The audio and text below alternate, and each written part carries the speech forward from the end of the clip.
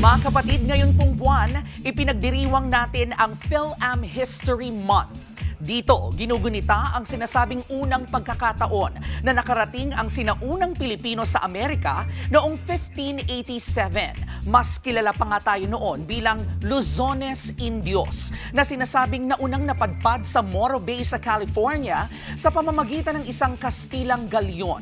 1992, unang ipinagdiwang ng Filipino-American Historical Society ang PhilAm History Month. At mula po noon, highlighted na tuwing Oktubre ang mayamang kasaysayan at ambag ng mga Pilipino sa Amerika. And for this year, katuwang ang sikat na toy company na Mattel, may bagong Pinay version, ang sikat na manikang si Barbie.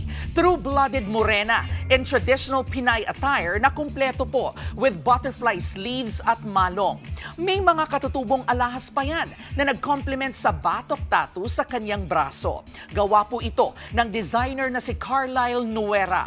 Pero bago po ito, may nauna ng Pinay Barbie si Carlisle na tinawag niyang Mutya noong 2015. Noong 2021 naman, nag-trending ang Pinay doctor na si Audrey Cruz na ginawang kauna-unahang Filipina Barbie doll model.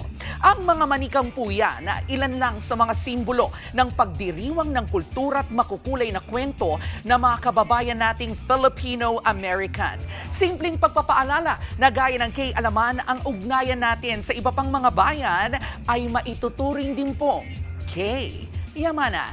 K-okay. Mga kapatid, ito po ang inyong K-alaman Queen, Kalad Karen.